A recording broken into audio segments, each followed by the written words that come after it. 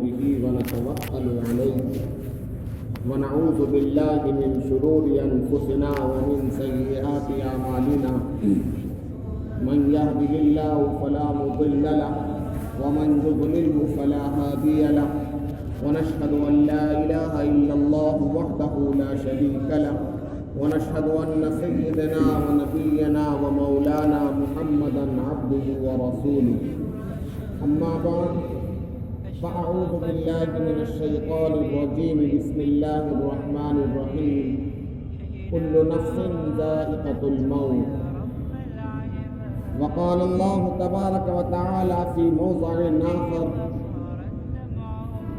كل شيء هالك إلا وجهه صدق الله مولانا العظيم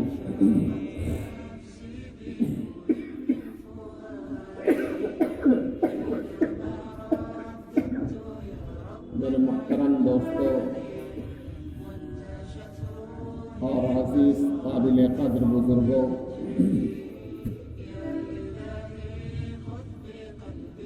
خطبہ مسنونہ کے بعد قرآن حکیم کی دو الگ الگ جگہوں سے آیتیں میں نے آپ حضرات کے سامنے تلاوت کی۔ اسی کے ذیل میں کچھ عرض کرنا چاہتا ہوں۔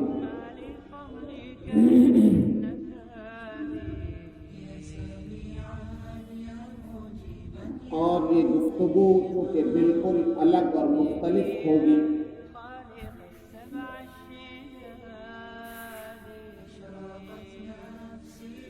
ابھی چند دنوں پہلے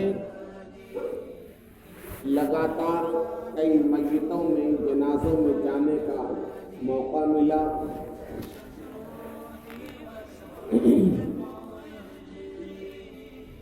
تو وہاں مختلف قسم کی رسومات سامنے آئی۔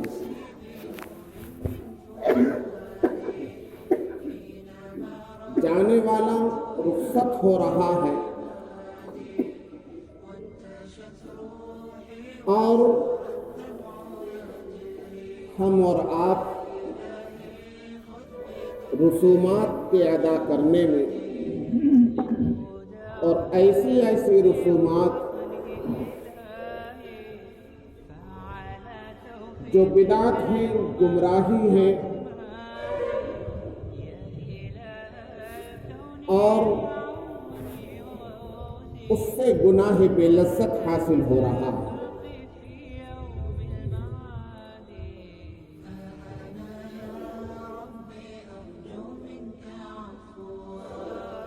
جتنے لوگ ہوتے ہیں میت کے اندر، وہ مختلف قسم کے مسائل بیان کرتے ہیں۔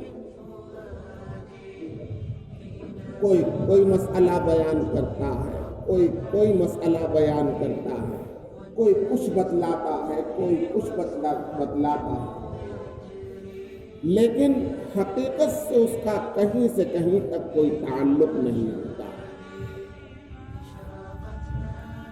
شریعہ مطہرہ کو اللہ رب العزت نے بہت آسان فرما کر ہمارے سامنے بھیجا اور رکھا،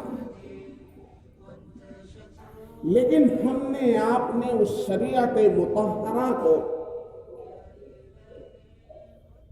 اتنا پریشان کن کر کے لوگوں کے سامنے پیش کر دیا کہ انسان سوچنے پر مجبور ہوتا ہے۔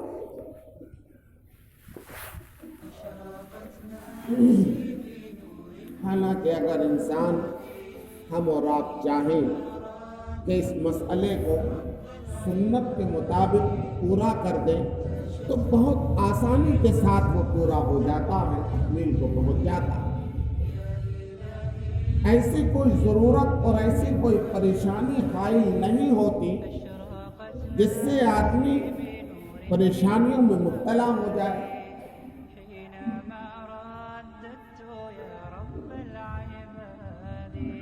انتقال ہو جاتا ہے، پھر وہاں طرح طرح کے رسومات لوگ بتلاتے ہیں، جتنے لوگ ہوتے ہیں الگ الگ باتیں، جتنی منہ اتنی باتیں، یوں کرو یوں کرو یوں کرو، ایسا کرو۔ حالانکہ اس کا شریعت سے کوئی تعلق نہیں ہوتا. قبرستان پہنچتے ہیں، وہاں قبرستان میں بھی ایک بھیڑ ہوتی ہے. ہر آدمی الگ مسئلہ بیان کرتا کہ نہیں ایسے نہیں، ایسے کرو، ایسے مت کرنا، ایسے مت کرنا. کرتے نہیں کرتے میں بتاؤ ایمانداری سے. تو لگاتار چند دن میرا جانا آنا اس طرح مسجدوں میں جنازوں میں ہوا تو طبیعت کے اندر بڑا تکدر ہوا. اسی لیے میں نے یہ فیصلہ کیا کہ چند جمعوں میں اس مختصر مسائل، روح کے قبض ہونے سے لے کر اور تجہیز و تقسیم تک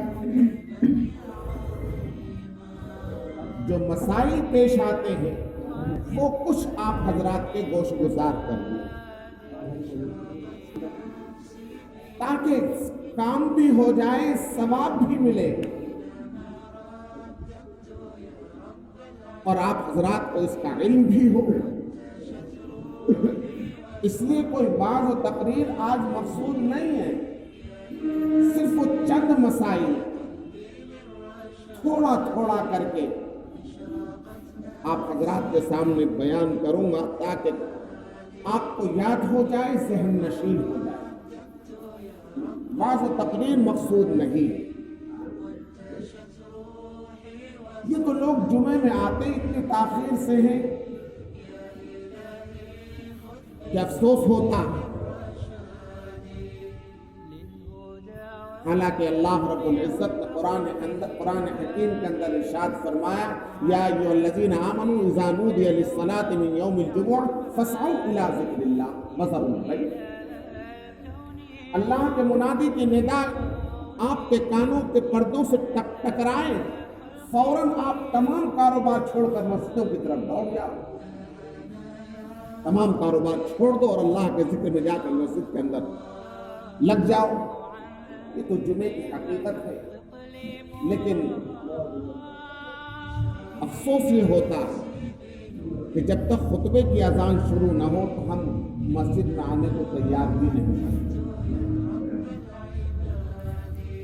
اس لیے جتنے احباب یہاں پر موجود ہیں وہی اگر سیکھ جائیں گے تو انشاءاللہ ثم انشاءاللہ آپ حضرات بھی اجر کے مستحق ہوں گے اور ہم بھی اجر کے مستحق ہوں گے.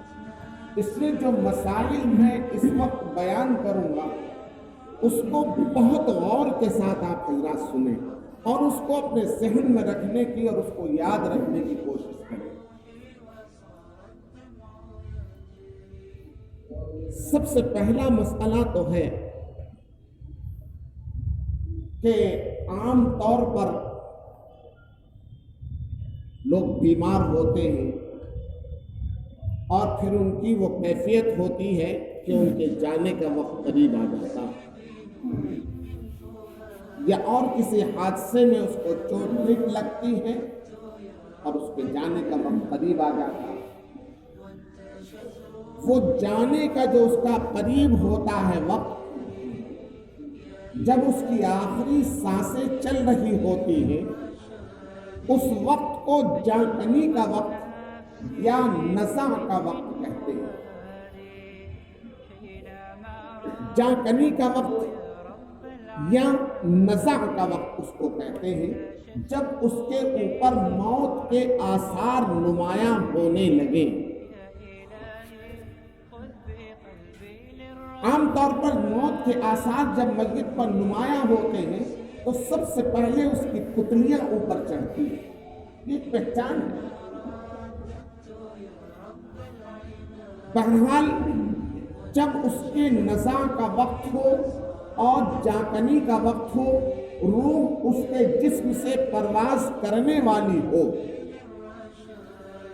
تو اس وقت یہ کوشش کریں کہ اس کو قبلہ کی طرف رخ کر کے لٹا دیں. اس کی شکل یہ ہو کہ شمال میں اس کا سر ہو اور جنوب میں اس کا پاؤں ہو، جس طرح قبر کے اندر لٹایا جاتا ہے. شمال میں اس کا سر ہو، جنوب میں اس کا پاؤں ہو اور اس کو تھوڑا سا کروٹ دے دیں اس طریقے پر کہ اس کا چہرہ قبلے کی طرف ہو جائے.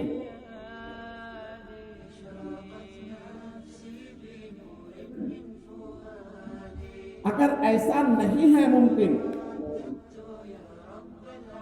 پریشانی ہو رہی ہے، تکلیف میں ہے، ہاتھ پیر پٹک رہا ہے، ایسا نہیں ہو سکتا ہے، تو دوسری شکل اس کی یہ ہے کہ رخ تو اس کا وہی ہو، شمال میں سر ہو، جنوب میں پاؤں ہو، اور اس کو چت لٹا دے بالکل، اور چت لٹا کر اس کا چہرہ کم از کم قبلے کی طرف ہو.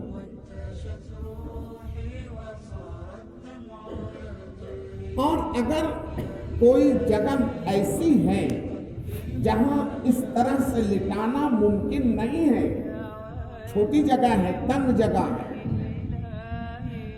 اور شمالاً جنوباً لٹانا اس کو ممکن نہیں ہے، تو پھر اس کی شکل یہ ہو کہ قبلے کی طرف اس کے پاؤں کر دیے جائیں، اور مشرق کی طرف جدھر سے سورج نکلتا ہے ادھر اس کا سر کر دیا جائے اور چت لٹا دیا جائے، اور اس کے سر کے نیچے کوئی تکیہ وغیرہ رکھ دیا جائے تاکہ اس کا چہرہ اشارتاً قبلے کی طرف ہو جائے، جیسے مریض نماز پڑھنے کی شکل ہوتی ہے. اس طریقے پر لٹا دیا جائے. اور اگر یہ تینوں صورتیں محال ہیں کہ جاں کنی کا وقت ہے، روح جسم سے پرواز کرنے کا وقت ہے، تکلیف ہوتی ہے، تکلیف میں مبتلا ہے، جس سے ہاتھ پیر وہ پٹک رہا ہے یا ادھر ادھر کروٹیں لے رہا ہے، تو ایسی صورت میں اس کو اس کی حالت پر چھوڑ دیں. کسی بھی حالت پر لٹانے کے لیے زور زبردستی نہ کریں، اس کو اس کی حالت پر چھوڑ دیں. جب اس کی روح پرواز کر جائے اور وہ بے حس و حرکت ہو جائے، کوئی حرکت نہیں اس کے اندر، تب پھر اس کا چہرہ اس کو شمالاً جنوباً لٹا دیں، چہرہ قبلے کی طرف کر دیں. یہ اس کا صحیح طریقہ. سب سے افضل طریقہ جو ہے وہ یہی ہے کہ اس کو قبلے کی طرف رخ کر کے کروٹ دے کر لٹا دیا جائے، جو سب سے پہلے نمبر پر میں نے بیان کیا. یہ تو افضل ترین طریقہ ہے. اور اس کے بعد جو طریقے میں نے بیان کیے ان کی بھی گنجائش ہے کہ ایسا کر سکتے ہیں. بہرحال یہ تو نزع کا عالم ہوا، لیکن نزع کے وقت میں آئندہ بتاؤں گا کیا کیا کرنا ہے، لیکن ان تمام چیزوں سے بے پرواہ ہو کر نہ کوئی اس وقت یاسین شریف پڑھ رہا ہے، نہ کلمے کی تلقین کر رہا ہے، نہ کوئی اچھی باتیں دین کی باتیں کر رہا ہے وہاں پر، بلکہ ایک نیا رواج شروع ہوتا ہے، ایک رسم شروع ہوتی ہے کہ اگر مرنے والا مرد ہے تو بیوی کو اس کے پاس لایا جاتا ہے اور اس سے کہتے ہیں کہ تو اس کی مہر معاف کر دے، اس کا مہر معاف کر دے.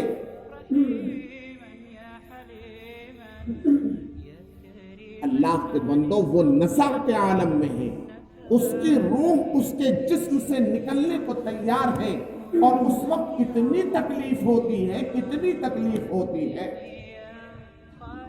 اس تکلیف کو کم کرنے کا ذریعہ جو اللہ نے بتایا، ہمارے نبی علیہ السلام نے بتایا، یاسین شریف پڑھو، کلمے کی تلقین کرو، دین کی باتیں کرو، اچھی باتیں کرو، اس کے لیے دعائیں کرو. یہ سب حکم بالائے طاق رکھ کر اس کی بیوی کو اس کے پاس لایا جاتا اور اس سے کہتے ہیں کہ تو اس کی مہر معاف کر دے. اور اس کی بیوی بیچارے رنج و غم کے اندر ہوتی ہے، اور آ کر جب شوہر کے چہرے کو دیکھتی ہے کہ میرا شوہر آج مجھ سے ہمیشہ کے لیے رخصت ہو رہا ہے، تو وہ غم و رنج اور غم کے اندر زبان سے کہہ دیتی ہاں میں نے مہر معاف کر دی. لیکن ایسے مہر معاف نہیں ہوتے. بسا اوقات مرنے والی عورت ہے تو اس کے شوہر کو لایا جاتا ہے کہ تو اپنے مہر معاف کروا لے. وہ کہتا بھائی میری مہر معاف کر دو. وہ بیچاری جاکنی کے عالم میں ہے, نزا کے عالم میں ہے. وہ کہہ دیتی کہ ہاں میں نے معاف کر دیا. مہر معاف نہیں ہوگی. یاد رکھو, مہر معاف نہیں ہوگی, بلکہ مرنے والا جو ترکہ چھوڑ کر جا رہا ہے اس ترکے میں سے اس کی تجہیز و تکفین کے بعد سب سے پہلے اس کے مہر ادا کیے جائیں گے. اس کے بعد اس کا مال جو ترکہ ہے وہ اس کے وارثین میں تقسیم کیا جائے گا. مہر معاف کرانے سے معاف نہیں ہوتے, یہ دھیان رکھنا. اور آج تو مہر کی کوئی حیثیت ہی نہیں ہے. ارے کہتے ہیں جتنے باندھے باندھو دیکھو لے, کہتے نہیں کہتے عام طور پر. نکاح کی صحت عدم صحت کا وجود ہی مہر پر ہے, یہ یاد رکھیں. اور یہ اتنا بڑا قرض ہے کہ جب تک ادا نہیں کریں گے ادا نہیں ہوگا. دنیا کہتی معاف کرا لو, معاف نہیں ہوتا ہے.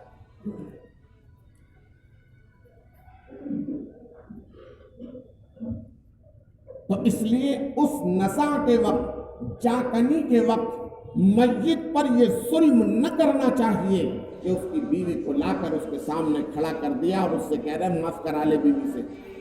بیوی مر رہی ہے تو لا کے اس کو کھڑا کر دیا, معاف کرا لے بیوی سے. ارے رنج غم اور آلام کا وقت ہوتا ہے, جاکنی کا وقت ہے, تکلیف کا وقت ہے, کیسے معاف ہو جائے گی؟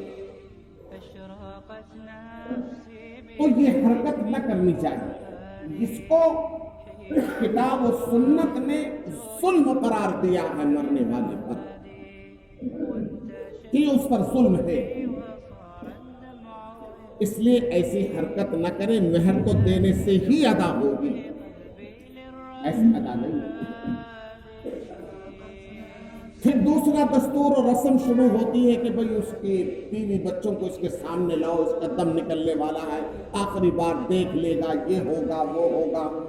کرتے نہیں کرتے, سب کو لایا جاتا ہے اس کے پاس, اور وہاں جا کے رونا دھونا, ارے کس کے حوالے کر کے جا رہا بچوں کو, ارے کس پہ چھوڑ کے جا رہا بچوں. کرتے نہیں کرتے بھائی, ایمانداری سے بتانا. یہ قطعاً درست نہیں ہے.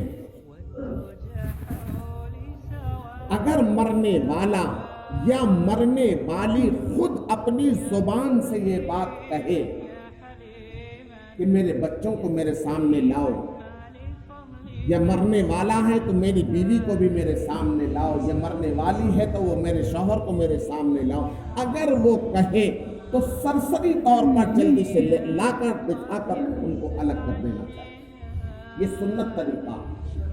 یہ نہیں کہ لا رہے اس کے پاس رو رہے, پیٹ رہے, چیخ رہے, چلا رہے, غلط. یہ میت کو اس وقت کلمہ تلقین کرنے کا وقت ہے تاکہ اس کا تعلق سے جڑ جائے. اس کا تعلق اللہ سے جوڑنے کا وقت ہے, تاکہ آنے والی جو اس کی ہمیشہ کی زندگی ہے وہ کامیاب بن جائے. اللہ سے تعلق جوڑنے کا وقت ہے, تو اللہ سے تعلق جوڑنے کا طریقہ اس کو تلقین کریں کہ اس کے سامنے بیٹھ کر آواز سے کلمہ پڑھیں, تاکہ اس کو سن کر وہ بھی پڑھنے لگے اور اس کا آخری کلام کلمہ ہو جائے. آقا صلی اللہ علیہ وسلم نے ارشاد فرمایا, من کان آخر کلامہ لا الہ الا اللہ دخل الجنہ. جس شخص کا آخری کلام لا الہ الا اللہ ہو, بغیر حساب و کتاب کے جنت کے اندر داخلہ ہے اس کا.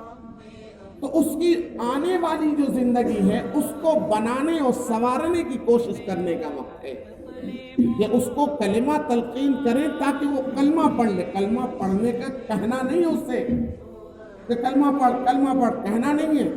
خدا نخواستہ نزا کا وقت ہوتا ہے, بڑی تکلیف میں ہوتا ہے اس وقت انسان, کہیں اس تکلیف کی شدت کی وجہ سے وہ انکار نہ کر بیٹھے کہ میں نہیں پڑھتا. اگر خدا نہ کرے کسی نے ایسا کہہ دیا تو اس کا پھر اللہ ہی مالک ہے. بہت سے علماء نے فیصلہ فرمایا کہ ایمان سے خارج ہو کر دنیا سے جا رہا ہے. اس لیے کلمہ تلقین کریں کس طرح؟ خود پڑھیں تاکہ اس کو پڑھ کر وہ بھی پڑھنے لگے اور پھر اس کا تعلق اللہ سے جڑ جائے, اللہ سے اس کا کنیکشن پیدا ہو جائے اور پھر اس کی آنے والی ہمیشہ کی زندگی کامیاب بن جائے, کامران بن جائے.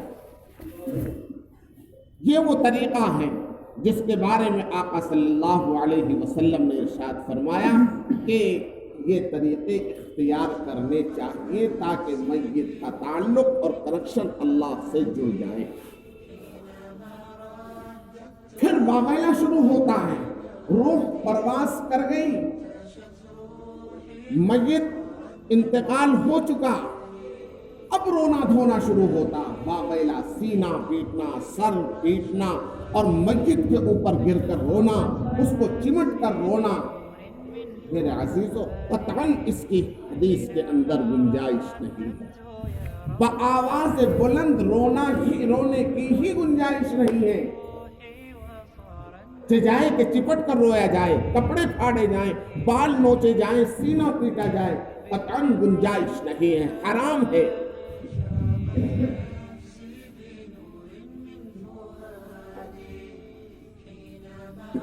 اگر رونا ہی ہے, برداشت سے باہر ہو رہا ہے اور رونا آ ہی رہا ہے تو صرف اتنی اجازت ہے کہ آنسوؤں سے روئے, آواز نہ نکلے. عورتیں اتنی واویلا کرتی ہیں, عام طور پر مرد نہیں, عورتیں اتنی واویلا کرتی ہیں, اتنا رونا آتا ہے, مانتے ہیں اس بات کو, لیکن عورت کی آواز بھی عورت ہے, عورت کی آواز بھی سطر ہے.